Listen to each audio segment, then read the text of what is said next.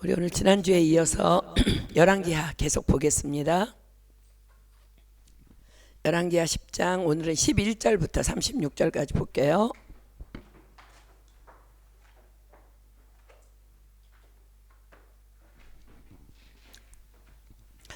열왕기하 10장 11절로 36절까지 우리 교독해서 읽도록 하겠습니다. 제가 먼저 읽습니다.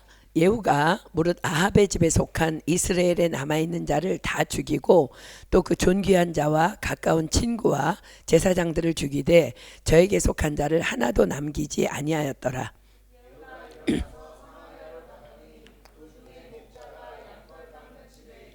유다왕 아하시아의 형제들을 만나 묻되 너희는 누구냐? 대답하되 우리는 아하시아의 형제라. 이제 왕자들과 태후의 아들들에게 문안하러 내려가노라.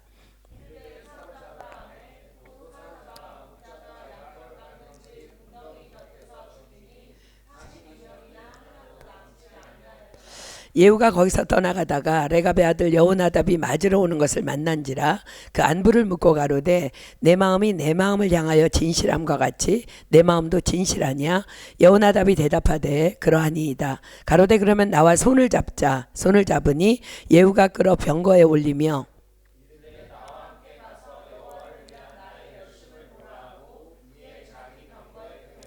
사마리아에 이르러 거기 남아있는 바 아합에게 속한 자를 죽여 진멸하였으니 여호와께서 엘리야에게 이르신 말씀과 같이 되었더라.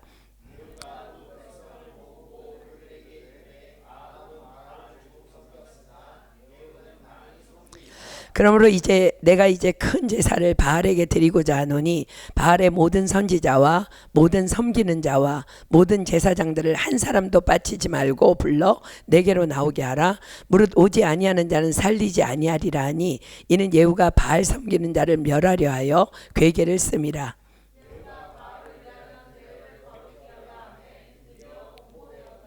예후가 온 이스라엘에 두루 보내었더니 무릇 바알을 섬기는 사람이 하나도 빠진 자가 없이 다 이르렀고 무리가 바알의 당에 들어가매 이 편부터 저 편까지 가득하였더라.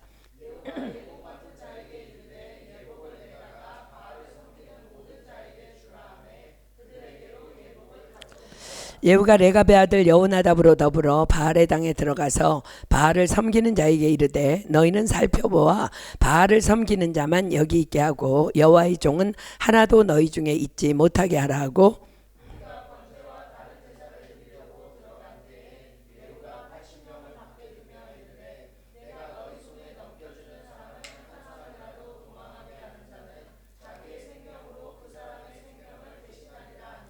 번제 드리기를 다음에 예후가 호위병과 장관들에게 이르되 들어가서 한 사람도 나가지 못하게 하고 죽이라 하며 호위병과 장관들이 칼로 저희를 죽여 밖에 던지고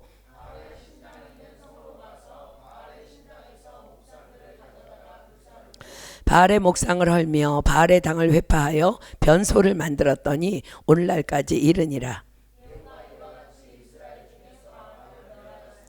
이스라엘로 범죄케 한 느밧의 아들 여로보암의 죄 곧 베델과 단에 있는 금송아지를 섬기는 죄에서는 떠나지 아니하였더라.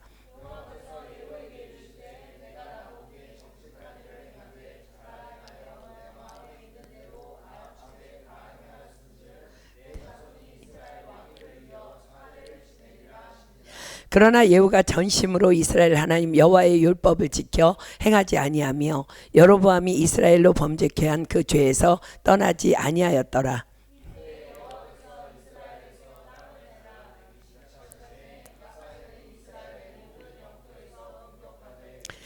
요단 동편 길르앗 온 땅 곧 갓 사람과 르벤 사람과 므낫세 사람의 땅 아르논 골짜기에 있는 아로엘에서부터 길르앗과 바산까지 하였더라.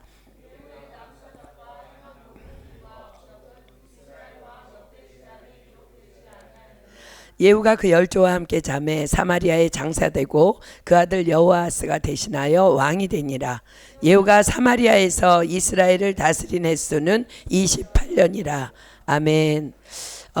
우리는 지난 한 주 동안 나는 과연 이렇듯 하나님을 사랑한다고 말하고 또 나에게 하나님을 향한 열심도 분명히 있음에도 불구하고 내 안에 혹 본문의 주인공인 예후처럼 여전히 버리지 못한 죄가 무엇이 있는가를 생각해 보자고, 또 하나님께 또 여쭈어 보고, 그래서 또 알고 있는 죄를 청산하고, 또 내 안에 나도 모르는 죄의 문제를 발견하고, 그래서 알고 버리기 위해서 오직 그 일을 위해서 흩어져 기도하자고 약속하고 헤어진 후에 이렇게 다시 오늘 만났습니다.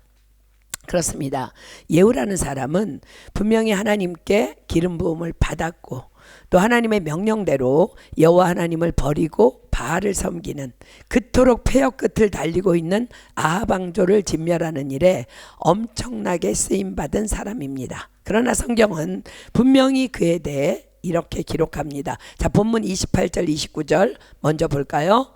예후가 이와 같이 이스라엘 중에서 바알을 멸하였으나 이스라엘로 범죄케 한 느밧의 아들 여로보암의 죄, 곧 베델과 단에 있는 금송아지를 섬기는 죄에서는 떠나지 아니하였더라. 그렇습니다. 우리는 지금 이 문제를 놓고 2주간에 걸쳐 씨름하고 있는 것입니다. 자, 이제 미처 지난주에 다 공부하지 못한 본문을 차근차근 공부해 나가면서 본격적으로 이 문제 안으로 함께 들어가 보도록 하겠습니다. 자, 열왕기하 10장 11절부터 우리 지난주에 다 못 마친 거 다시 시작합니다. 예후가 무릇 아합의 집에 속한 이스라엘에 남아있는 자를 다 죽이고, 또 그 존귀한 자와 가까운 친구와 제사장들을 죽이되 저에게 속한 자를 하나도 남기지 아니하였더라. 그렇습니다. 예후는 엘리사가 보낸 한 소년으로부터 이스라엘 왕으로의 기름 부음을 받은 후 곧바로 군사를 일으킵니다. 그래서 방금 전까지, 또 자기가 방금 전까지 섬기던 이스라엘의 왕이었던 여호람을 죽이고, 또 그와 함께 있던 아합의 사위이자 유다의 왕인, 그러므로 이스라엘과 연합하여 우상 숭배를 일삼던 아하시야 왕을 한날에 제거합니다. 그리고 여호람의 시체를 나봇의 포도밭에 던져버립니다. 지난주에 우리가 배웠듯이, 왜냐하면 억울하게 포도원을 아합 왕에게 빼앗기고 죽임을 당한 나봇의 피가 그 땅에서 절규하며 소리치고 있었기 때문입니다. 그리고 이어 아합의 왕비이자 이스라엘을 가증한 땅으로 더럽힌 주범인 이세벨을 성문 위에서 창밖으로 내던져서 살해하므로 일찍이 여호와께서 엘리야로 말씀하신 대로 이스라엘 토지에서 개들이 이세벨의 고기를 먹을지라의 예언을 성취합니다. 그리고 곧이어 아합의 왕자 70명을 굳이 예후 자신이 손댈 없이 쿠데타를 일으킨 예후를 향해 두려워하고 있는 아합 왕가의 국내 대신, 그리고 장로들과 왕자를 교육하는 자들의 손에 의해 한날에 다 몰살해버립니다. 그리고 예후는 죽임당한 아합의 왕자 70명의 두개골이 무더기로 쌓인 현장에서 모든 백성들에게 공포합니다. 이 일은 나 예후 개인의 사람의 뜻이 아닌 하나님을 버리고 바알을 섬기던 아합 왕가를 향한 하나님의 오래 참으심에, 그러나 이젠 더 이상은 멸망당해야 합당할 하나님의 공의, 그 하나님의 선하신 뜻 안에서 이루어진 일임을, 그러므로 이 일은 의로운 혁명이라 선포합니다. 그렇습니다. 이 일은 참으로 하나님으로 말미암은 혁명이었습니다. 하나님께서는 아합 왕가를 향해 오래 참으셨고 또 오랫동안 경고했습니다. 악인은 그 길을, 불의한 자는 그 생각을 버리고 여호와께 돌아오라. 그리하면 그가 긍휼히 여기시리라. 우리 하나님께로 나아오라. 그가 널리 용서하시리라. 그러나 아합 왕가는 끝내 여호와의 말씀을 만홀히 여기고 악으로 치닫다가 결국 이렇게 예후에 의해 최후를 맞이하게 된 것입니다.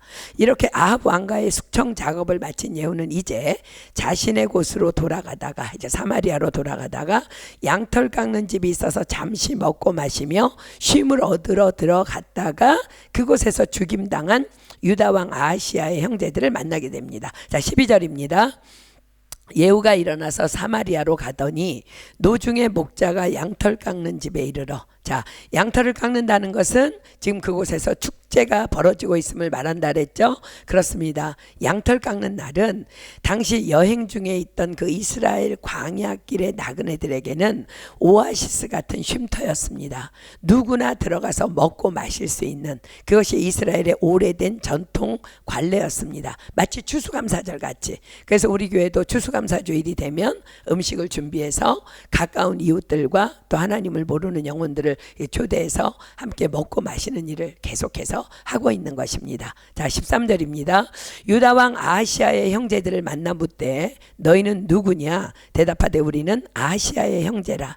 이제 왕자들과 태우의 아들들에게 문안하러 내려가노라. 자, 이들도 지금 여행 중에 쉼을 얻으려 양털 깎는 집에 들어왔다가 예후를 만나게 된 거예요. 그런데 전혀 지금 흘러가는 정세를 모르는 아하시아의 형제들이 아주 자신 있게 너희들은 누구냐? 그랬더니 예후에게 말합니다. 우리는 아하시아의 형제라. 이제 왕자들과 태후의 아들들에게 문안하러 내려가노라. 어제까지는 우리는 아하시아의 형제라 라고 말하는 이들의 이 자랑스러운 선포가 이들로 어쩌면 다른 대우를 받게 했을지도 모르겠어요. 왕의 형제라고? 그러나 오늘은 그 선포가 달게 죽임을 당하는 지경에 이르게 됩니다. 그렇습니다. 그들은 지금 아합 왕의 아들들과 이세벨의 아들들을 만나기 위해 가고 있었던 것입니다. 아하시아가 누구라고요?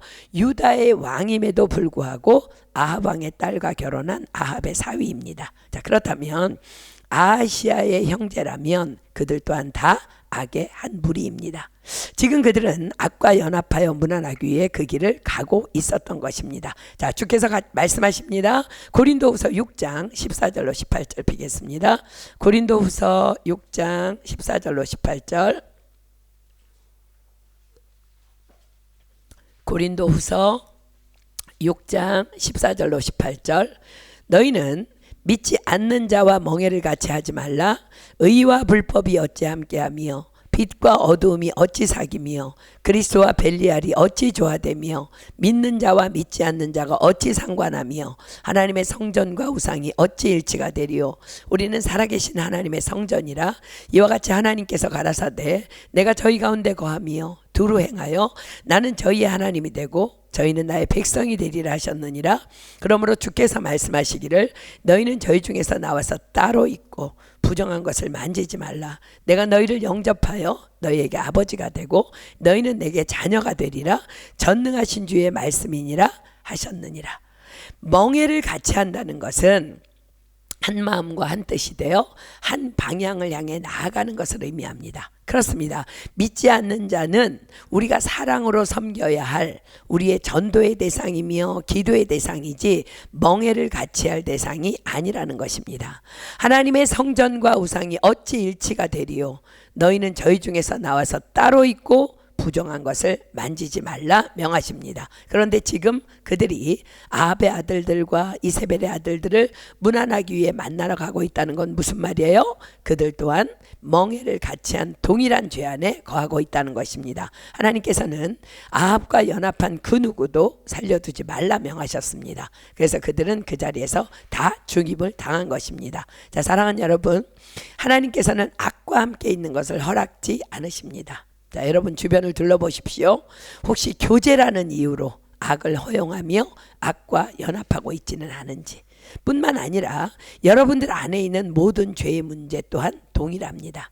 내 안에 죄의 문제가 있다는 것은 내가 지금 죄와 연합하고 있음을 의미합니다. 그러므로 오늘 다 숙청해야 합니다. 주께서 분명히 말씀하십니다.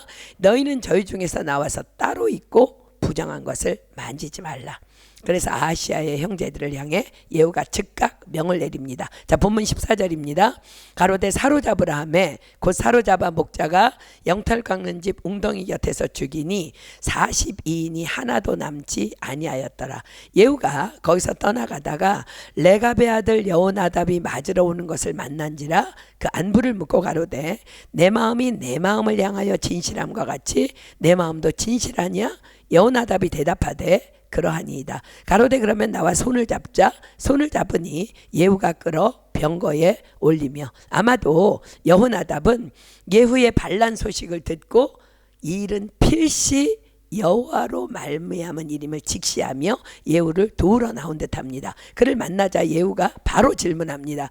내 마음이 내 마음을 향하여 진실함과 같이 내 마음도 진실하냐? 평소에 예후가 레갑의 아들 여호나답을 많이 신뢰하고 있었음을 보여줍니다. 그러자 여호나답이 즉각 답하죠. 그러하니이다. 그러자 예후가 말합니다. 그러면 나와 손을 잡자. 그러자 그가 즉각 손을 잡습니다. 자, 이 일은 하나님의 뜻을 향해 달려나가고 있던 예후에게 정말로 놀라운 위로와 힘을 안겨준 뜻하지 않은 선물이었습니다. 사랑하는 여러분, 하나님의 뜻 가운데 서서 하나님의 일을 한다는 것은 참으로 때로는 외롭고 험한 길입니다.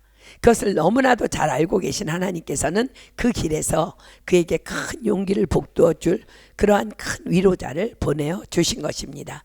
지금 예후 곁에는 숫자적으로는 적지 않은 자들이 따르고 있었을 거예요. 그러나 어쩌면 지금 그를 따르고 있는 자들은 하나님의 뜻과는 전혀 상관없이 그저 분위기에 휩쓸려서 예후와 함께 하고 있을 수도 있습니다.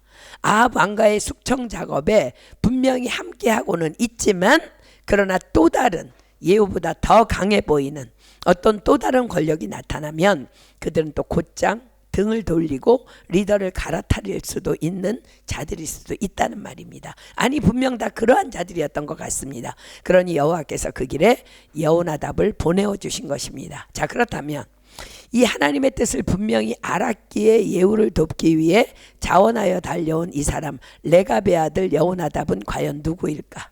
먼저 레갑은 겐 족속이라고 성경은 기록합니다. 그러니까 겐 족속은요 이방인이에요. 여러분들 누가 겐 사람인지 혹시 기억합니까? 모세의 장인 이드로. 자, 역대상 2장 55절 볼게요. 역대상 2장 55절은 겐 족속이 레갑 족속이라고 기록합니다. 역대상 2장 55절. 역대상 2장 55절입니다. 야베스에 거한 서기관 족속 곧 디라 족속과 시므아 족속과 수갓 족속이니 이는 다 레갑의 집 조상 함마색에서 나온 겐 족속이더라. 자, 근데 놀랍게도 지금 역대상에 보면 뭔가 유다의 뭔가 일을 맡고 있어. 막 서기관 일도 맡고 있어. 어떻게 된 일일까? 이방인인데. 자, 사사기 1장 16절로 가볼게요. 사사기 1장 16절. 사사기 1장 16절입니다. 사사기 1장 16절. 자, 모세의 장인은 겐 사람이라 그 자손이 유다 자손과 함께 종려나무 성읍에 올라가서 아란 남방의 유다 황무지에 이르러 그 백성 중에 거하니라. 자, 우리가 모세의 장인은 우리가 알고 있듯이 이방 땅 미디안의 제사장이에요. 그죠? 그런데 지금 그 자손들이 유다 땅에 와서 살고 있대. 이게 어떻게 된 일일까? 자, 출애굽기 18장으로 가겠습니다. 출애굽기 18장 1절. 출애굽기 18장 1절입니다. 모세의 장인 미디안 제사장 이드로가 하나님이 모세에게와 자기 백성 이스라엘에게 하신 일, 곧 여호와께서 이스라엘을 애굽에서 인도하여 내신 모든 일을 들으니라. 자, 모세가 하나님의 사명을 받아 장인 이드로를 떠난 후에 이드로는 하나님께서 모세를 통해 행하신 모든 소식들을 듣게 됩니다. 그래서 이드로는 모세의 아내와 손자들을 데리고 홍해를 건너 광야에 진치고 있는 모세를 찾아옵니다. 쭉 내려가서 7절로 12절 볼게요.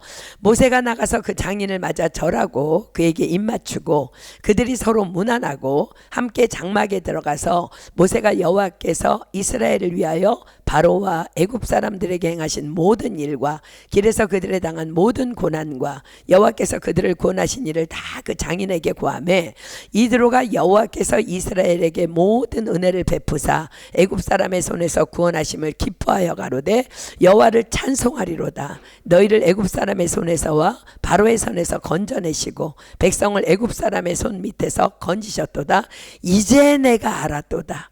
여호와는 모든 신보다 크심으로 이스라엘에게 교만히 행하는 그들을 이기셨도다 하고 모세의 장인 이드로가 번제물과 희생을 하나님께 가져오매 아론과 이스라엘 모든 장로가 와서 모세의 장인과 함께 하나님 앞에서 떡을 먹으니라. 자, 모세를 통해 여호와께서 행하신 모든 일을 친히 들은 이드로의 고백이 뭐예요?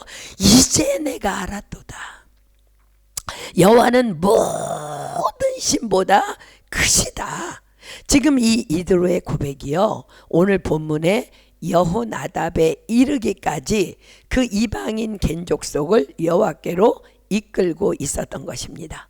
이방신을 믿던 자들이 주인을 한번 바꾸고 나니 아니 우주 만물을 그분의 뜻대로 주관하시는 절대 주권자, 즉 온 땅의 진짜 주인이 누구이신지 알고 나니 이젠 여호와 곁에 딱 붙어서 끝까지 가고 있는 것입니다. 그러나 선민인 이스라엘 족속들은 어떠합니까? 왕이라는 자들이 바알을 섬기고 산당을 만들고 우상을 세워놓고 우상을 섬기며 온 나라를 돌이킬 수 없는 저주와 음란한 땅으로 전락시켜버리고 있었던 것입니다. 그러나 사랑하는 여러분, 우리 하나님은 누구십니까? 그렇습니다. 이방인 제사장 이드로가 고백하고 있듯이 여호와는 모든 신보다 크신 하나님이신 것입니다. 아멘. 이미 오래전에 이렇게 한국으로 들어간 이해때 식구 중에, 이해때가 뭐냐면 말 그대로 이해때, 불어로 거기에 있었다예요. 그러니까 우리 프랑스 은혜교회 몸담고 있다가 귀국한 이제 지체들의 모임인데, 이해때 식구 중에 이런 에피소드가 있었어요. 오래전에 이제 단 한 번도 교회에 나가보지 않았다는 자매가 이제 BC에 아는 언니의 전도로 이제 우리 교회로 나오게 됐어요. 그리고 이제 둘이 어학을 끝내고 이제 파리에 올라왔는데, 파리의 생활비가 만만치 않으니 교회에 나온 김에 이제 생활비도 절약할 겸 믿음도 겸하여 자랄 겸 자신을 전도한 언니하고 함께 이제 집을 얻어서 살게 됐어요. 그 언니는 모태신앙이고 이 자매는 그냥 하나님이라고는 알지도 못하는 자매야. 그런데 하루는 이제 성경 공부하는 날인데 그 전도한 언니는 교회에 안 온 거야. 그리고 그 초신자 자매만 교회에 나왔길래 언니는 왜 안 왔니? 아프니? 물으니까 이 자매가 이제 자초지종을 설명하는데 자신의 집에 귀신이 나왔다는 거예요.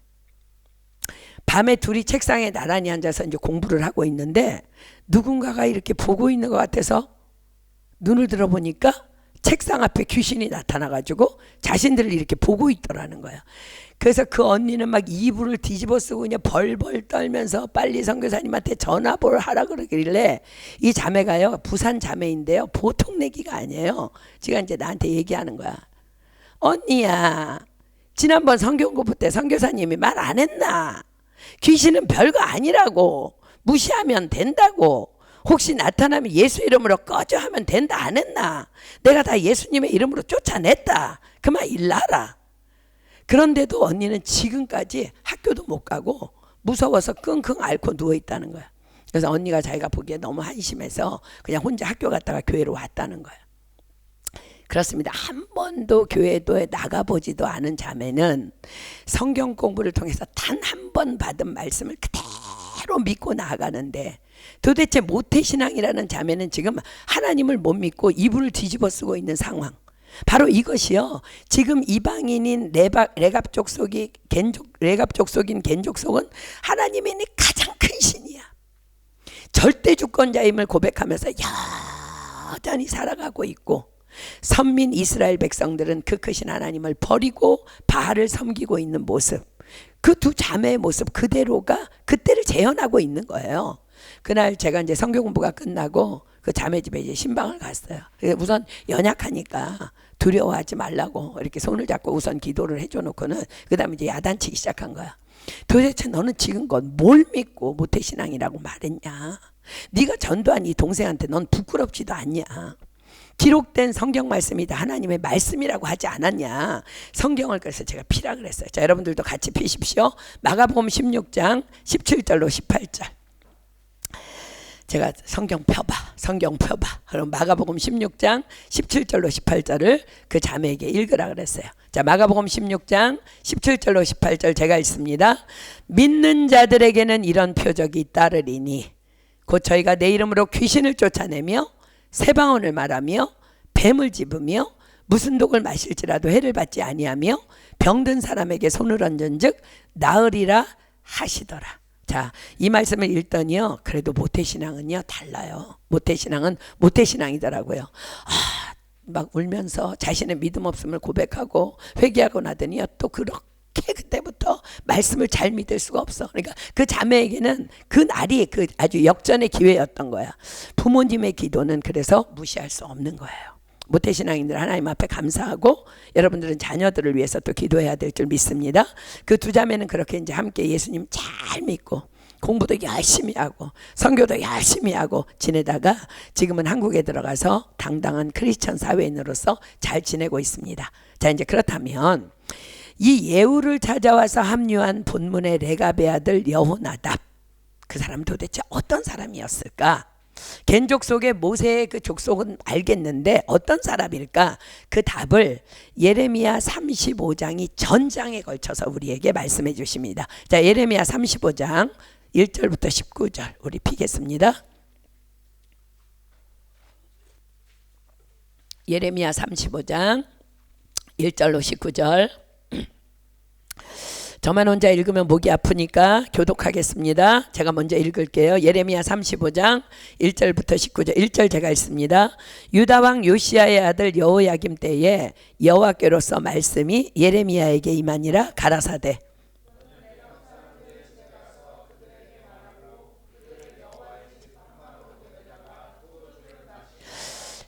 이에 내가 하바시냐의 손자요 예레미야의 아들인 야사냐와 그 형제와 그 모든 아들과 레갑 온 족속을 데리고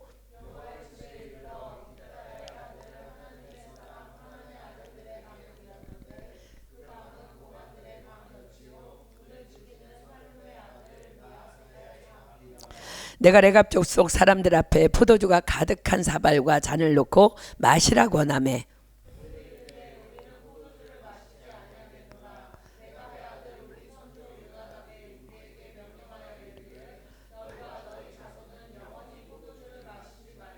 집도 짓지 말며 파종도 하지 말며 포도원도 재배치 말며 두지도 말고 너희 평생에 장막에 거처하라. 그리하면 너희의 우거하는 땅에서 너희 생명이 길리라 하였으므로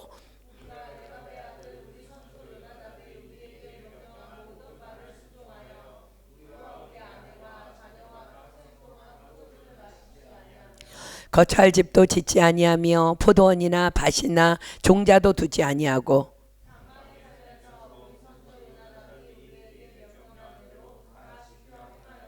그러나 바벨론 왕 느부갓네살이 이 땅에 올라왔을 때에 우리가 말하기를 갈대아인의 군대와 수리아인의 군대가 두려운즉 예루살렘으로 가자 하고 우리가 예루살렘에 거하였노라. 만군의 여호와 이스라엘의 하나님이 이같이 말하노라. 너는 가서 유다 사람들과 예루살렘 거민에게 이르기를 여호와의 말씀에 너희가 내 말을 들으며 교훈을 받지 아니하겠느냐.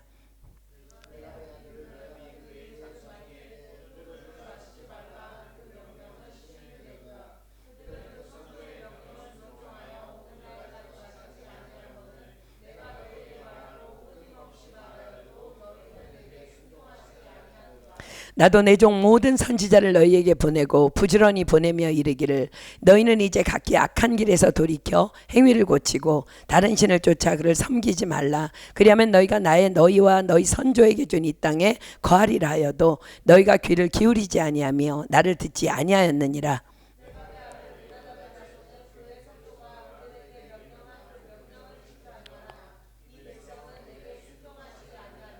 그러므로 나 만군의 여호와 이스라엘 하나님이 이같이 말하노라.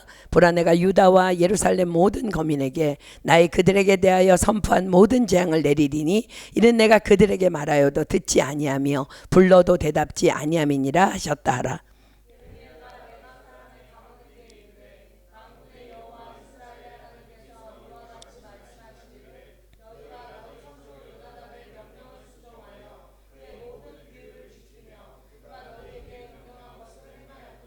그러므로 나 만군의 여호와 이스라엘 하나님이 이같이 말하노라. 레갑의 아들 요나답에게서 내 앞에 설 사람이 영영이 끊어지지 아니하리라. 자, 지금 예레미야가 이 사건을 기록하고 있는 시기는요, 오늘 본문에 예후가 일으킨 정치적 종교적 개혁이 있은 후 약 200년이 지난 때입니다. 그리고 지금 레갑 족속들이 말하고 있는 우리의 선조 레갑의 아들 요나답은 바로 오늘 본문의 예후를 찾아온 레갑의 아들 여호나답이랑 동일 인물입니다. 그렇습니다. 여호나답은 당시 겐 족속들의 영적 육적 두령이었습니다. 그리고 여호나답은 우리는 비록 이방인이지만 우리의 살 길은 다만 여호와임을 자신의 족속인 레갑 족속들에게 가르치고 또 가르쳤던 것입니다. 예레미야에서 요나답이라 일컫는 여호나답은 특별히 자기의 자손들에게 여호와 하나님께서 가장 기뻐하시는 삶의 세 가지 방식을 영원히 지켜나갈 것을 가르치며, 그리하면 너희의 우거하는 땅에서 너희의 생명이 길리라 하며 하나님의 약속을 부어줍니다. 그리고 그들은 그것을 200년이 지난 지금까지도 철저히 지켜나가고 있었던 것입니다. 자, 세 가지가 뭐냐면, 첫째는 술 마시지 말 것, 두 번째는 집 짓지 말 것, 세 번째는 평생의 장막에 거할 것입니다. 왜 첫째 하나님은 술을 금하고 계실까? 하나님의 사람들에게. 자, 홍수 대심판을 위해 방주를 준비하며 하나님께 일평생 순종했던 노아가 무엇 때문에 하체를 벗고 자다가 가나안의 아비 함의 눈에 보여졌어요? 술을 마시고 취하여 자다가. 그래 놓고 또 깨어서 누구를 저주해요? 자신의 하체를 보았다는 이유로 자신의 손자 가나안을 저주합니다. 우리는 성경을 보며 가나안이 얼마나 엉망인지 그 저주를 받아서 우린 그걸 눈으로 보고 있어. 자, 또 그 악한 땅 소돔과 고모라에서 삼촌 아브라함의 중보기도를 통해 구사일생으로 살아난 롯이 무엇 때문에 자신의 두 딸과 동침하여 모압과 암몬을 낳았어요? 술을 마시고. 하나님께서는 그 가증한 씨앗인 모압과 암몬을 향해 이렇게 선포하십니다. 자, 신명기 23장 3절입니다. 신명기 23장 3절. 암몬 사람과 모압 사람은 여호와의 총회에 들어오지 못하리니 그들에게 속한 자는 10대뿐 아니라 영원히 여호와의 총회에 들어오지 못하리라. 보세요. 그리고 모압과 암몬 자손은요, 끊임없이 이스라엘의 원수 나라로 살아갑니다. 그렇습니다. 여호나답은 이런 이스라엘의 흑 역사를 잘 알고 있었던 거야. 모세를 통해 다 들은 거야. 그래서 그는 우리는 게다가 이방인이야. 하나님의 축복 안에 거하기 위해서는 우리는 더 정신을 똑바로 차리고 살아야 돼. 그러므로 절대로 우리는 술 안 돼 라고 그렇게 가르치고 또 가르쳤던 것입니다. 자, 성경이 말씀하십니다. 잠언 23장 29절로 35절. 잠언 23장 29절로 35절. 잠언 23장 29절로 35절입니다. 재앙이 누게 있느뇨, 근심이 누게 있느뇨, 분쟁이 누게 있느뇨, 원망이 누게 있느뇨, 까닭없는 창상이 누게 있느뇨. 이건 상처입니다. 붉은 눈이 누게 있느뇨, 술에 잠긴 자에게 있고 혼합한 술을 구하러 다니는 자에게 있느니라. 포도주는 붉고 잔에서 번쩍이며 순하게 내려가나니 너는 그것을 보지도 말지어다. 이것이 마침내 뱀같이 물 것이요 독사같이 쏠 것이며 또 내 눈에는 괴이한 것이 보일 것이요 내 마음은 망령된 것을 바랄 것이며 너는 바다 가운데 누운 자 같을 것이요 돛대 위에 누운 자 같을 것이며 내가 스스로 말하기를 사람이 나를 때려도 나는 아프지 아니하고 나를 상하게 하여도 내게 감각이 없도다. 내가 언제나 깰까 다시 술을 찾겠다 하리라.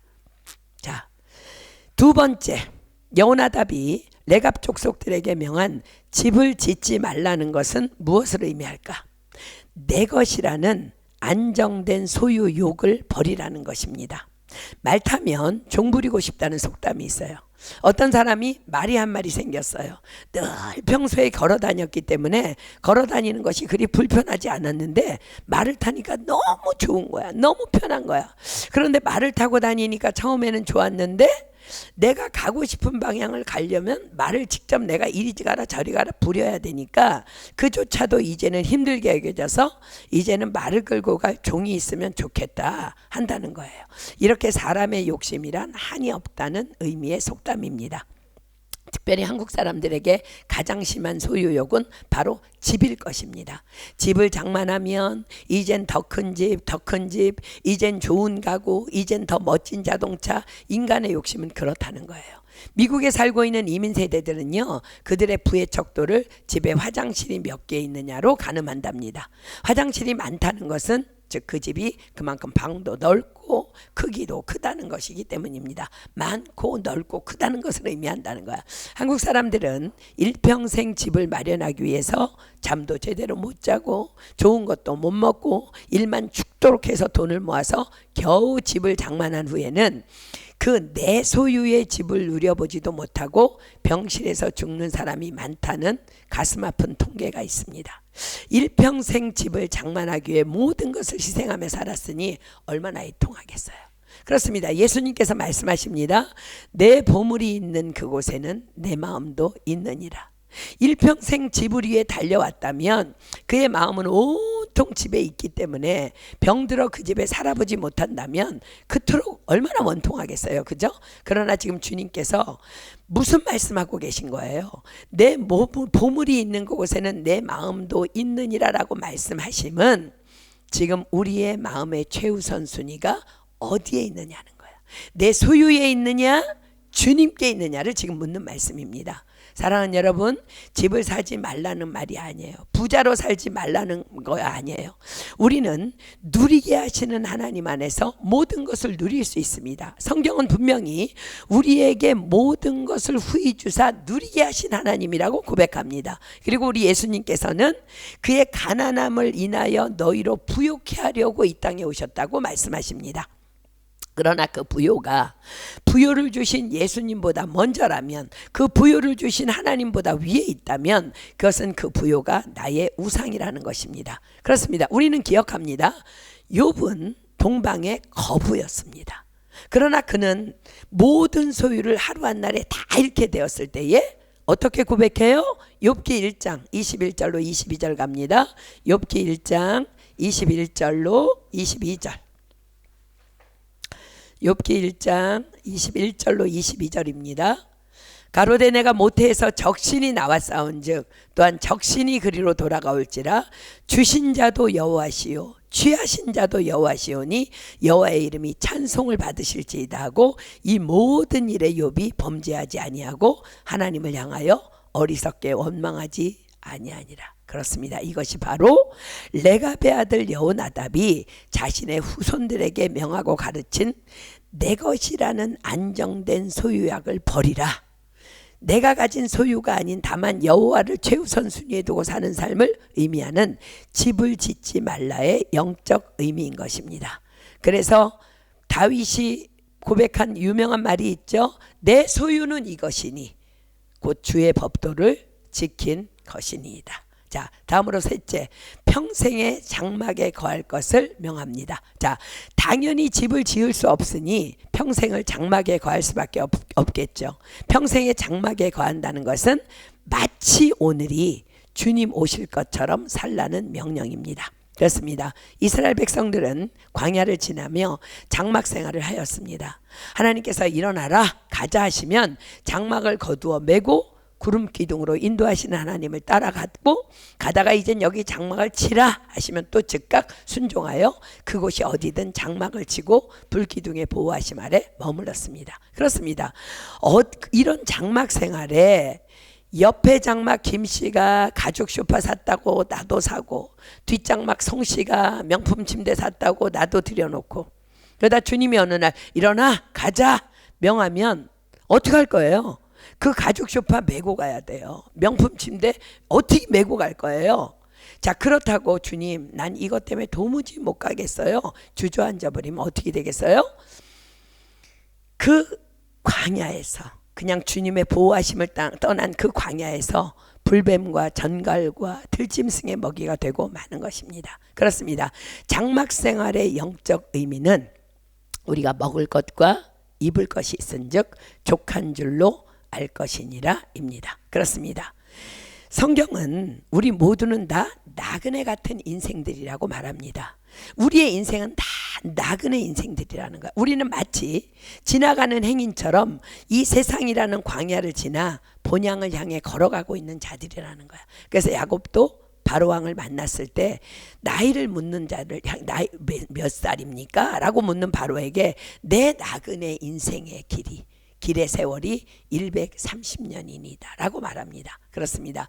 지나가는 행인 같은 나그네 인생을 살아가는 우리에게 내 것이라 일컫는 모든 소유는 아무런 도움은커녕 오히려 무겁게 지고 가야만 하는 짐만 될 뿐입니다. 그러므로 어느 날 주님이 오라 하시면 빈손으로 할렐루야 아멘 하며 달려갈 수 있도록 바로 오늘 지금 나의 소유를 나누고 또 나누며 삶을 살라고 명하고 계신 것입니다. 왜냐하면 우리가 먹을 것과 입을 것이 있은즉 족한 줄로 알 것이라는 이 말씀은 나에게 먹을 것과 입을 것 이상을 허락하셨으면 다 다른 사람에게 베풀고 나누라고 주신 것이라는 말씀이기 때문입니다. 그렇습니다. 우리는 다 하늘나라 시민권자들입니다. 그곳에는 밟고 다니는 아스팔트도 다 금이라는데 뭘 가져가야 과연 그 하늘나라에서 여러분들이 폼나게 살 수 있을 것 같아요? 예수님께서 말씀하십니다. 마태복음 6장 19절로 21절 핍니다. 마태복음 6장 19절로 21절. 너희를 위하여 보물을 땅에 쌓아두지 말라. 거기는 좀과 동록이 해하며 도적이 구멍을 뚫고 도적질하느니라. 오직 너희를 위하여 보물을 하늘에 쌓아두라. 거기는 좀이나 동록이 해하지 못하며 도적이 구멍을 뚫지도 못하고 도적질도 못하느니라. 내 보물이 있는 그곳에는 내 마음도 있느니라. 그렇습니다. 우리가 하늘나라의 시민권자라면 시민권자답게 살라는 거예요. 하늘나라 시민권자는 내 것을 내 것이라 하지 아니하고 나누고 베푸는 삶을 사는 삶인 것입니다. 이것이 바로 레갑의 아들 여호나답이 자신의 후손들에게 가르친 평생 장막 생활의 영적 의미입니다. 그렇습니다. 장막 생활의 가장 큰 지혜는 아무것도 의도적으로 내 소유를 늘리지 않는 것. 하나님이 우리의 소유를 늘리는 건 어쩔 수 없어. 나눠주라고 주시는 거니까, 선교하라고 주시는 거니까.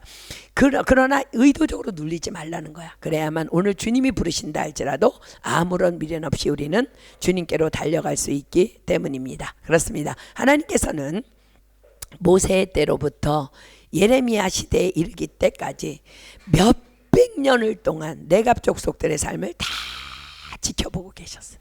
하나님은 여러분의 삶도 다 지켜보고 계십니다. 그래서 어느 날 하나님께서는요, 하나님을 버리고 그토록 죄악에 빠진 이스라엘 백성들에게 레갑 족속을 영적 샘플로 보여주시기에, 아니 너무나 그들을 자랑하고 싶으셔서 의도적으로 레갑 족속을 다 불러 모아 한 다락방에 들어가게 하라고 예레미야 선지자에게 명하십니다.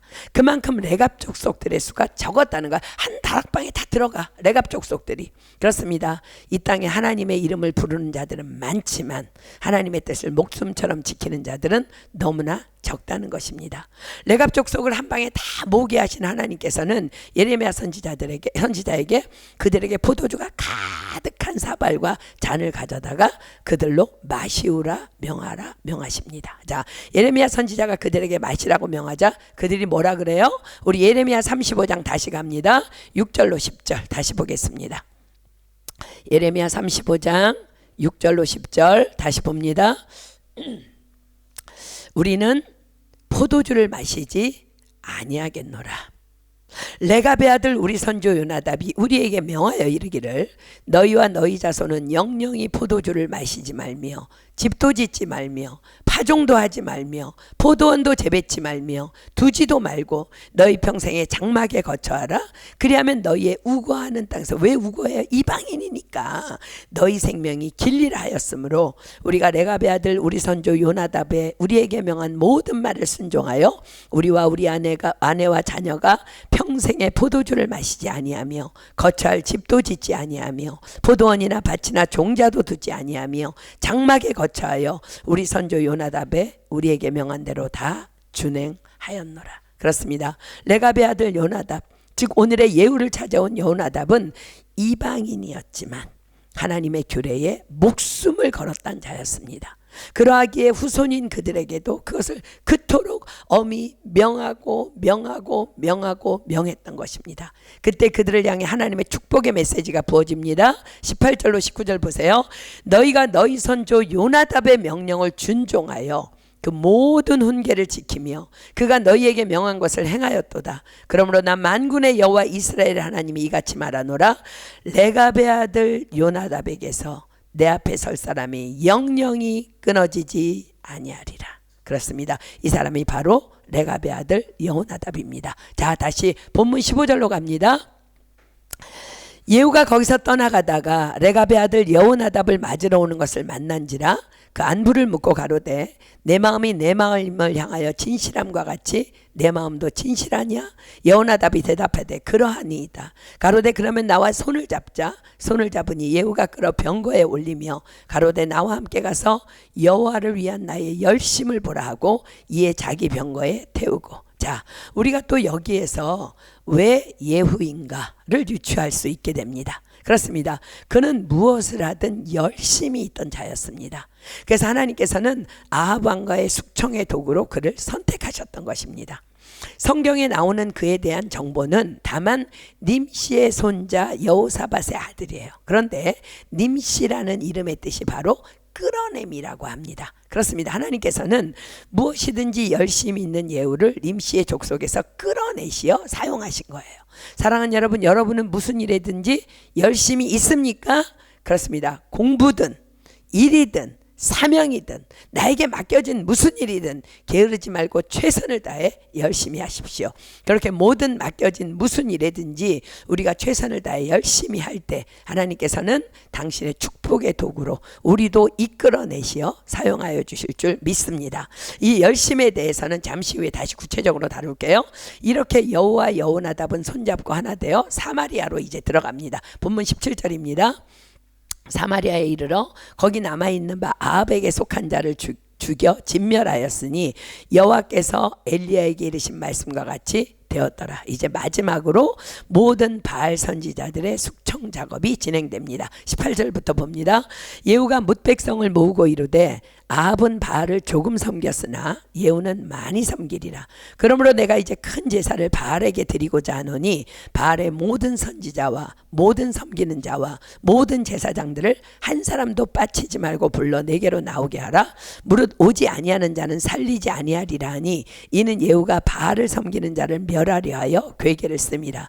예후가 바알을 위하는 대회를 거룩히 열라하며 드디어 공포하였더라. 예후가 온 이스라엘에 둘이 보내었더니 무릇 바알을 섬기는 사람이 하나도 빠진 자가 없이 다 이르렀고 무리가 바알의 당에 들어가며 이 편부터 저 편까지 가득하였더라. 예후가 예복 맡은 자에게 이르되 예복을 내어다가 무릇 바알 섬기는 자에게 주라 하며 저에게로 예복을 가져온지라. 예후가 레갑의 아들 여호나답으로 더불어 바알의 당에 들어가서 바알을 섬기는 자에게 이르되 너희는 살펴보아 바알을 섬기는 자만 여기 있게 하고 여호와의 종은 하나도 너희 중에 잊지 못하게 하라 합니다. 완벽한 작전입니다.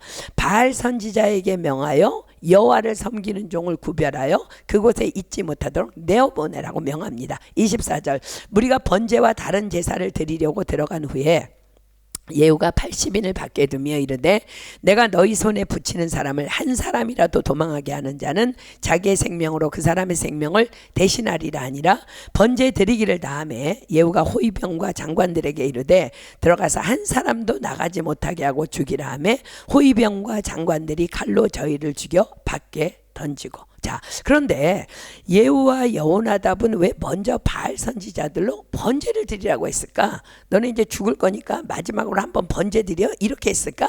아니요, 그렇지 않습니다. 이 또한 하나님이 주신 지혜의 놀라운 작전입니다. 왜냐하면 그들은요 번제를 드릴 때에 그저 드리지 않고 춤추며 소리치며 자신들을 자해하며 피를 흘리며 제사합니다.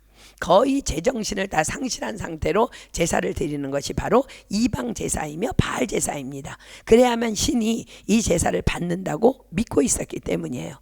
열왕기상 18장에 보면 갈멜산에서 엘리야와 저기 바알을 섬기는 제사장, 아세라를 섬기는 제사장들이 대결하죠. 근데 거기에 고스란히 기록해요. 그들의 예법에 따라서 칼과 창으로 온몸이 피가 흐르도록 자해하는 끔찍한 종교의식을 고스란히 성경이 기록합니다. 자, 열왕기상 18장 28절 보세요. 갈멜산에서 일어난 일입니다. 열왕기상 18장 28절. 열왕기상 18장 28절 이에 저희가 큰 소리로 부르고 그 규례를 따라 피가 흐르기까지 칼과 창으로 그 몸을 상하게 하더라. 그렇습니다. 예후와 함께한 사람이 겨우 몇 명? 80명인데 어찌 그들을 다 진멸하겠어요. 뭐 어마어마한 사람들이 모였는데, 그러나 그런 상태에 있을 때에는 그들을 향한 완전한 진멸이 가능했던 것입니다. 자, 본문 26절입니다. 바알의 당이 있는 성으로 가서 바알의 당에서 목상들을 가져다가 불사르고 바알의 목상을 헐며 바알의 당을 회파하여 변소를 만들었더니 오늘날까지 이르니라. 그리고 예후와 여호나답은요, 바알의 당을 회파하고 그곳을 변소로 만들어 버립니다. 변소를 만들었다는 것은 완전한 파멸을 의미합니다. 그곳에서는 더 이상 다시는 그 어떤 것도 세울 수 없다는 것입니다. 자, 사랑하는 여러분, 오늘 이 바알산당이 변소가 된 것을 우리는 기억해야 합니다. 우리 몸은 살아계신 하나님의 거룩한 성전이라 하셨습니다.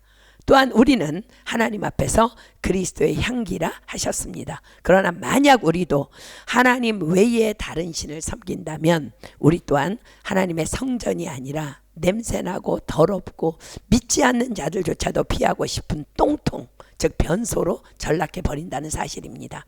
아니, 하나님께서 친히 그렇게 하실 것이라고 예수님 오시기 전 구약의 마지막 선지자 말라기는 하나님의 말씀을 대언하며 이렇게 경고합니다. 자, 말라기서 2장 2절로 3절 갑니다.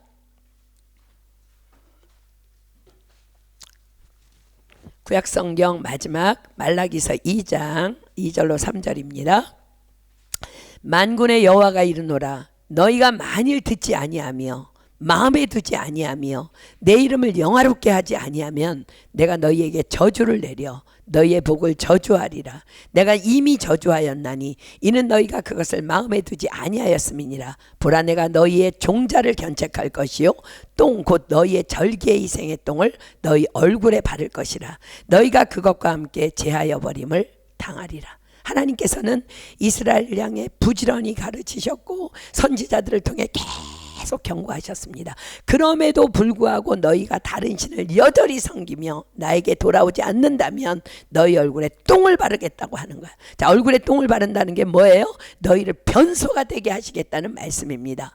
종자를 견책한다는 말씀은 지금껏 너희들이 나를 위해 심었던 모든 의의 씨앗까지도 열심까지도 다 똥으로 여겨질 거라는 말씀이에요. 의의 씨앗이 뭐예요? 하나님을 위하여 열심히 달려왔던 삶, 그조차도 인정되어지지 않을 것이라는 경고의 말씀입니다. 지난주에 우리 말씀 봤죠? 의인이 범죄하는 날에는 그 의가 구원치 못할 것이요 악인이 돌이켜 그 악에서 떠나는 날에는 그 악이 그를 엎드리지 못할 것인즉 의인이 범죄하는 날에는 그 의로 인하여는 살지 못하리라 입니다. 우리는 이 경고의 말씀 앞에서 사도 바울의 고백을 기억합니다. 사도 바울은 하나님을 위하여 하나님 외에는 다른 신을 섬기지 않기 위하여 자칫 자신의 우상이 될 수도 있는 자신의 모든 지식, 자신의 스펙, 자신의 경험, 자기의 소유, 자신의 복음을 위한 열심까지도 다 무엇이든 자신에게 유익하던 것을 다 배설물로 여기노라 고백한. 배설물이 뭐예요? 똥이지. 빌립보서 3장 7절로 9절입니다. 빌립보서 3장 7절로 9절.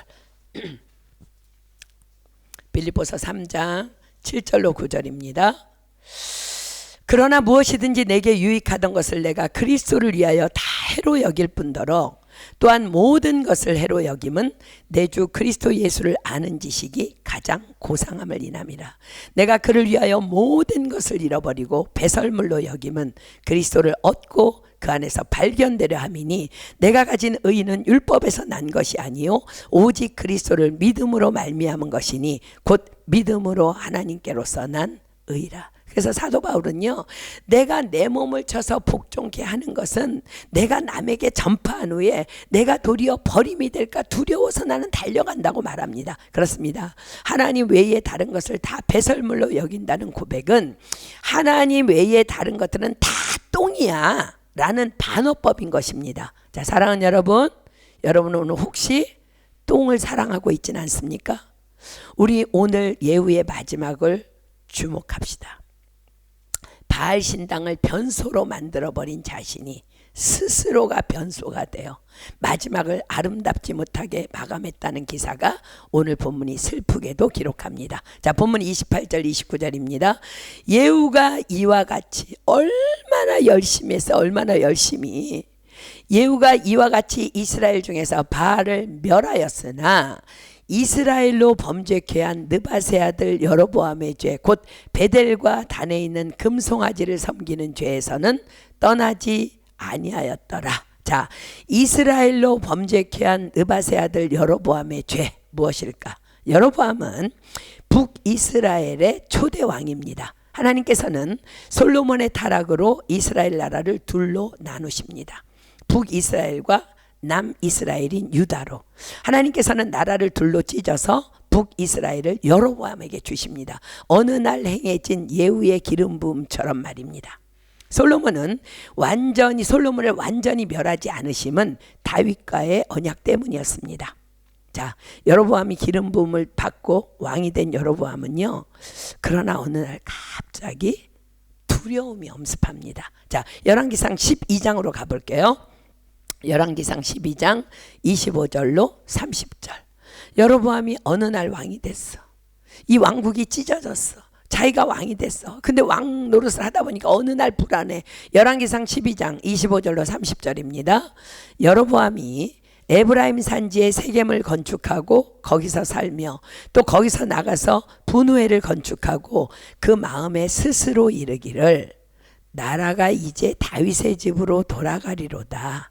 만일 이 백성이 예루살렘에 있는 여호와의 전에 제사를 드리고자 하여 올라가면 이 백성의 마음이 유다 왕 된 그 주 르호보암에게로 돌아가서 나를 죽이고 유다 왕 르호보암에게로 돌아가리라고 이에 계획하고 두 금송아지를 만들고 무리에게 말하기를 너희가 다시는 예루살렘에 올라갈 것이 없도다. 이스라엘아, 이는 너희를 애굽 땅에서 인도하여 올린 너희 신이라 하고 하나는 베델에 두고 하나는 단에 둔지라. 이 일이 죄가 되었으니 이는 백성들이 단까지 가서 그 하나에게 숭배함이더라. 자, 여로보암이 무엇을 두려워했다고요? 그 마음에 스스로 이르기를 나라가 이제 다윗의 집으로 돌아가리로다. 그래서 그가 고안해낸 대책이 뭐예요? 당시 남유다 땅 예루살렘에만 성전이 있었기 때문에 백성들이 예배하러 예루살렘으로 올라갔다가 다 다윗에게로 돌아가면 어떡하지? 다윗에게로 돌아갈 수 있어 라는 두려움으로 그는 두 금송아지를 만들어서 하나는 베델에 두고 하나는 단에 두며 백성들에게 왕이니까 명령합니다. 다시는 예루살렘에 올라갈 것 없어. 올라가지 마.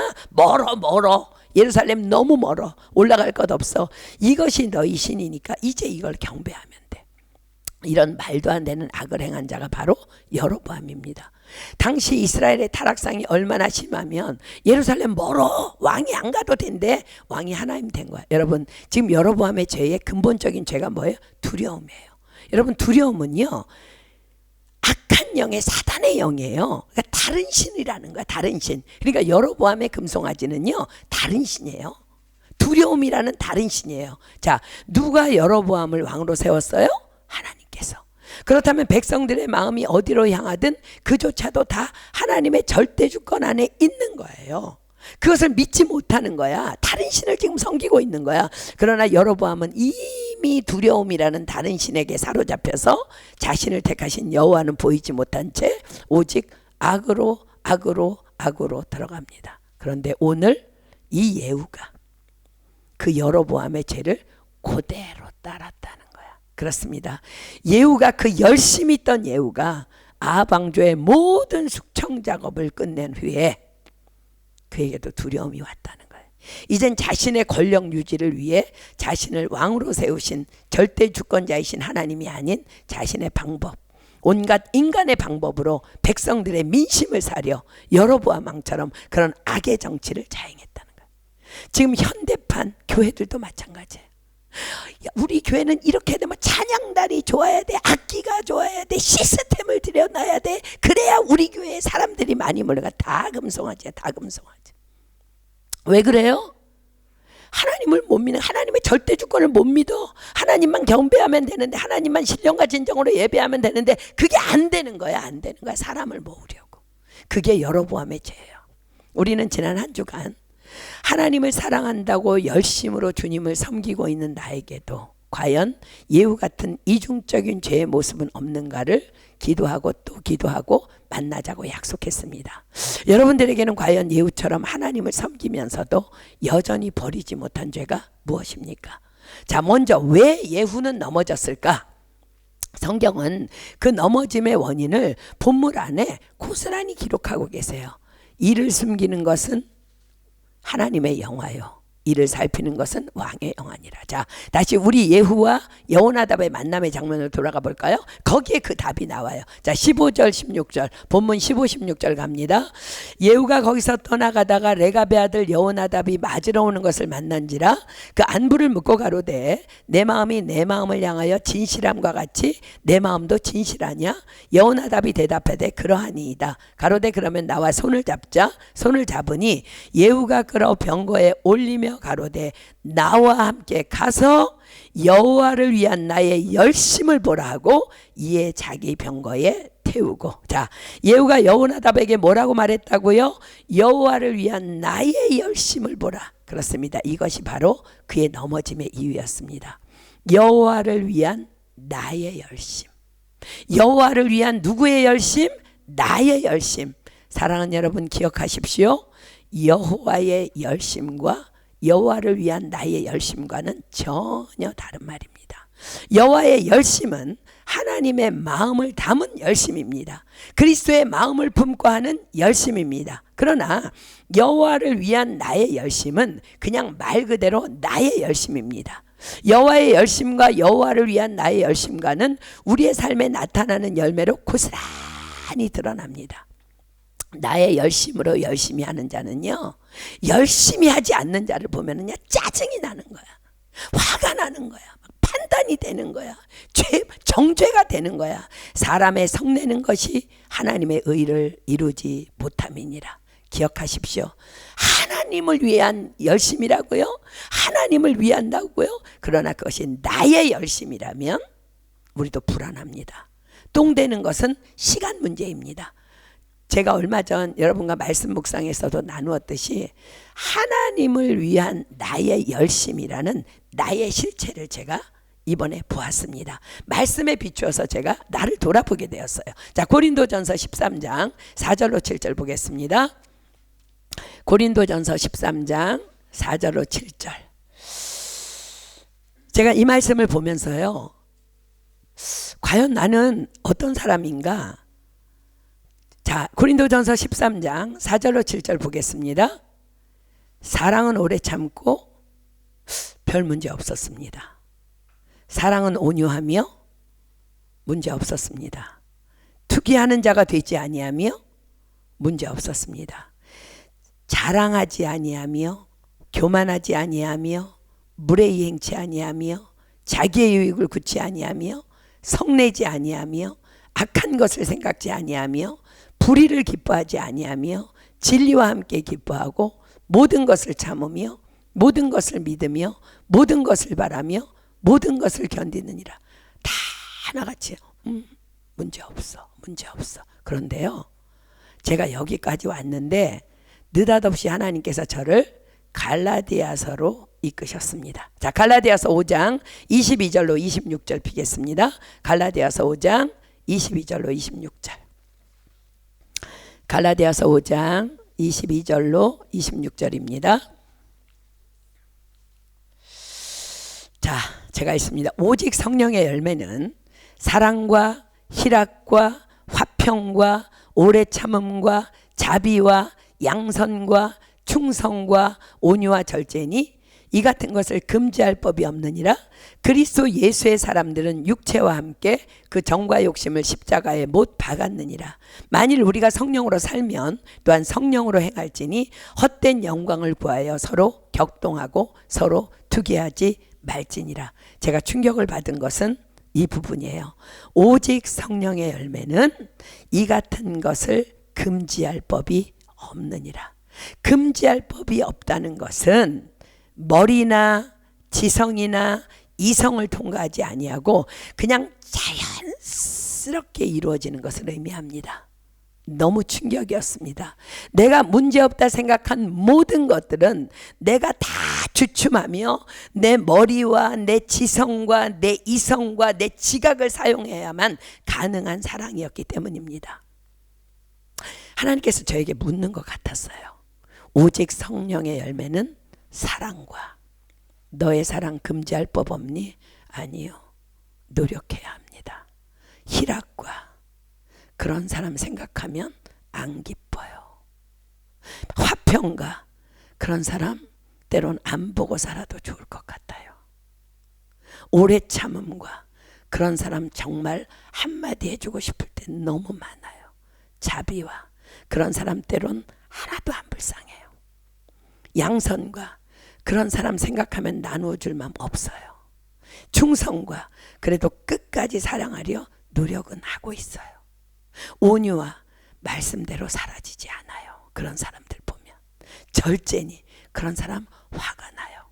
자, 그렇다면 제가 고린도전서의 말씀을 보며 문제없어 과연 그게 뭐예요? 그것이 바로 하나님을 위한 나의 열심이었던 거예요. 내 주님 오래 참을게요. 내 주님 온유할게요. 내 주님 성내지 않을게요. 그러나 그것들은 성령의 열매와는 결코 상관이 없는 것들이었어요. 하나님의 열심의 열매인 성령의 열매는 너무 자연스럽게 그냥 사랑이 되는 거야.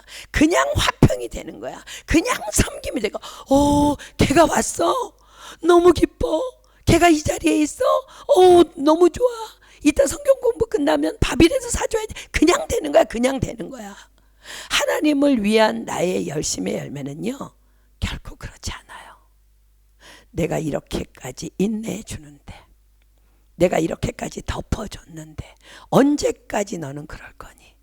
판단이 되고 정죄하게 되고 심하면 짜증이 난다는 거예요. 자, 그렇다면 하나님의 열심은 과연 무엇일까? 성경은 여호와의 열심이 무엇인지를 정확하게 기록합니다. 자, 이사야 9장 6절로 7절입니다.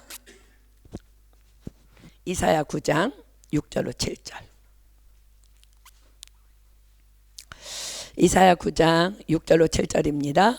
이는 한 아기가 우리에게 낳고 한 아들을 우리에게 주신 바 되었는데 그 어깨에는 정사를 메었고 그 이름은 기묘자라 모사라 전능하신 하나님이라 영존하시는 아버지라 평강의 왕이라 할 것임이라.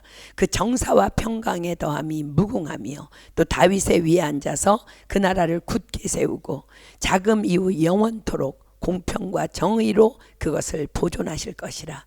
만군의 여호와의 열심히 이를 이루시리라. 그렇습니다. 바로 여호와의 열심은 십자가입니다. 패역하고 또 패역한 이스라엘 백성들, 그러나 그럼에도 불구하고 하나님께서는 당신의 아들을 보내시어 십자가 사랑을 통해 그들을 용서하기로 결정하신 거예요. 그것이 하나님의 열심이라. 이것이 바로 여호와의 열심이라고 성경이 기록합니다. 사랑하는 여러분 안에 여호와의 열심이 있으십니까? 그렇습니다. 여호와의 열심은 내 안에 그리스도의 마음을 품을 때 비로소 가능합니다. 자, 빌립보서 2장 5절로 8절입니다. 빌립보서 2장 5절로 8절. 빌립보서 2장 5절로 8절. 빌립보서 2장 5절로 8절. 너희 안에 이 마음을 품으라. 곧 그리스도 예수의 마음이니 그는 근본 하나님의 본체시나 하나님과 동등됨을 취할 것으로 여기지 아니하시고 오히려 자기를 비워 종의 형체를 가져 사람들과 같이 되었고 사람의 모양으로 나타나셨음에 자기를 낮추시고 죽기까지 복종하셨으니 곧 십자가에 죽으심이라. 그렇습니다. 예수님은 하나님이십니다. 그런데 그분이 자신을 비워 종의 형체를 가지시고 자기를 낮추시고 죽기까지 복종하심으로 십자가에 죽으셨습니다. 바로 우리 안에 이 마음, 그리스도의 마음, 즉 여호와의 열심을 품으라 명하십니다. 직장에서 일을 할 때도 가정에서 아이를 돌볼 때도, 집안일을 할 때도, 공부할 때도 우리가 여호와의 열심으로 모든 일을 행한다면, 십자가 안에서 사랑하기로 결정하고 죽기로 결정하고 하나님의 여호와의 열심으로 모든 일을 행한다면 우린 이미 십자가에 죽은 자들이기 때문에 어떤 상황이 와도 사랑하게 되고 기뻐하게 되고 화평하게 될 수밖에 없다는 것입니다. 밖에서 열심히 일하고 들어왔는데 집에 돌아와서 집을 들여다보니까 짜증이 나. 그러면 그 사람은 여호와를 위한 나의 열심으로 일한 사람이지 여호와의 열심으로 일한 사람은 아니라는 증거입니다. 열심히 공부했는데 결과가 안 좋아. 하나님의 열심으로 공부한 사람들 문제 없습니다. 다 하나님이 아시니까. 아이를 열심히 돌보았는데 남편이 아이 좀 잘 보라고 툭 한마디 하면 기분이 상한다. 그것은 나의 열심이지 하나님의 열심으로 아이를 돌본 것 아니라는 증거예요. 사랑하는 여러분, 저는 오늘부터 우리 모두의 열심이 하나님을 위한 나의 열심이 아니라 하나님의 열심으로 성화되기를 예수님의 이름으로 축복합니다. 그래서 우리 교회가, 우리 가정이 다 오직 하나님의 열심으로만 가득 차기를 축복합니다. 그럴 때 우리가 속한 사회도 기어이 하나님의 열심으로 가득 차게 될 줄 믿습니다. 자, 우리 다음 절 볼까요? 30절입니다. 본문. 여호와께서 예후에게 이르시되 내가 나보기에 정직한 일을 행하되 잘 행하여 내 마음에 있는 대로 아합 집에 다 행하였은즉 내 자손이 이스라엘 왕위를 이어 4대를 지나리라 하시니라. 자, 사랑하는 여러분, 자, 우리는 여기서 하나님의 두 가지 마음을 읽을 수 있습니다. 하나는 그럼에도 불구하고 잘한 부분에 대해서는 반드시 상 주시는 하나님이시라는 겁니다. 하나님께서는 하나님을 위한 예후의 열심을 결코 간과하지 않으십니다. 그래서 당장 그가 지금 우상을 섬긴다고 왕권을 빼앗지 아니하시고 4대를 지나게 하십니다. 또 하나는 그러나 내가 돌이키지 아니하면 축복은 거기까지라는 거예요. 자, 사랑하는 여러분, 기억하십시오. 하나님의 오리지널 축복의 약속이 뭐예요?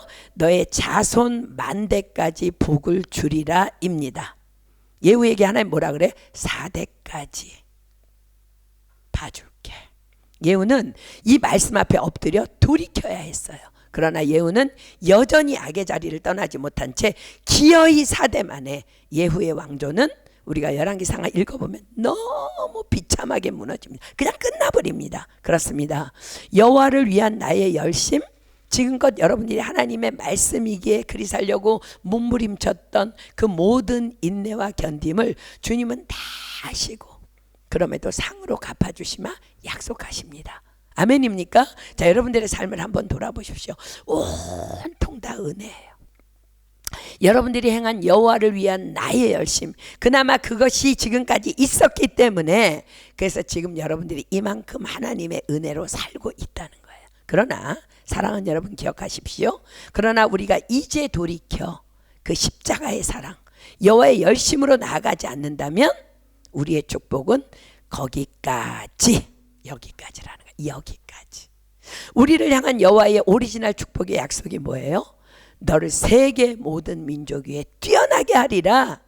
너의 평생에 들어가도 복을 받고 나가도 복을 받고 머리가 되고 꼬리가 되지 않게 하시며 모든 민족에게 구워줄지언정 꾸지 않는 삶, 이것을 일평생 우리로 누리게 하시는 그 오리지널 축복이 바로 그거라는 거야. 이것이 우리를 향한 하나님의 오리지널 축복이라는 거야. 그러나 우리가 여전히 오늘도 그 십자가, 하나님의 열심인 십자가, 이웃을 바라볼 때, 형제를 바라볼 때, 열방을 바라볼 때, 가족들을 바라볼 때, 자식들을 바라볼 때 그 십자가의 그 여호와의 열심, 그럼에도 불구하고 내가 너를 사랑하고 너를 용서하겠다는 그 하나님의 열심인 십자가, 그 십자가의 죽음 안에서 살아가기를 오늘 이 말씀을 듣고도 외면한다면 우리의 축복은 여기까지라는 거예요. 여기까지.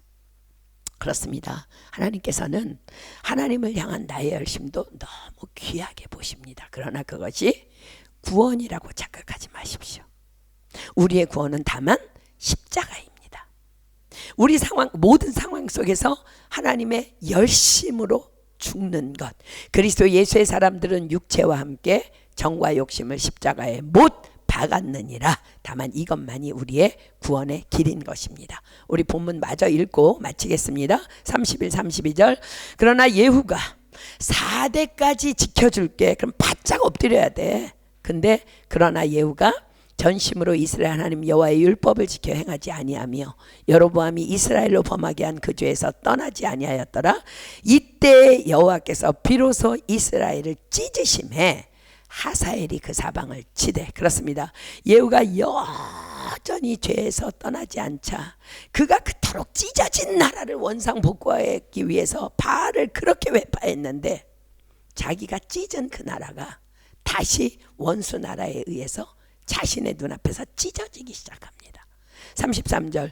요단 동편 길르앗 온 땅 곧 갓 사람과 르벤 사람과 므낫세 사람과 땅 아르논 골짜기에 있는 아로엘에서부터 길르앗과 바산까지 하였더라. 예후의 남은 사적과 무릇 행한 일과 모든 권세는 이스라엘 왕 역대지략에 기록되지 아니하였느냐. 예후가 그 열조와 함께 잠에 사마리아에 장사되고 그 아들 여호아스가 대신하여 왕이 되니라. 예후가 사마리아에서 이스라엘 다스린 횟수는 28년이었더라. 거기까지라는 거예요. 사랑하는 여러분, 말씀을 맺습니다. 여러분은 과연 오늘 하나님을 위한 나의 열심으로 살아가고 있습니까? 아니면 하나님의 열심으로 살아가고 있습니까? 오늘 나의 열심으로 살아가고 있다면 우리 오늘 즉각 돌이켜야 합니다. 십자가, 그것 외에는 다른 길이 없기 때문입니다.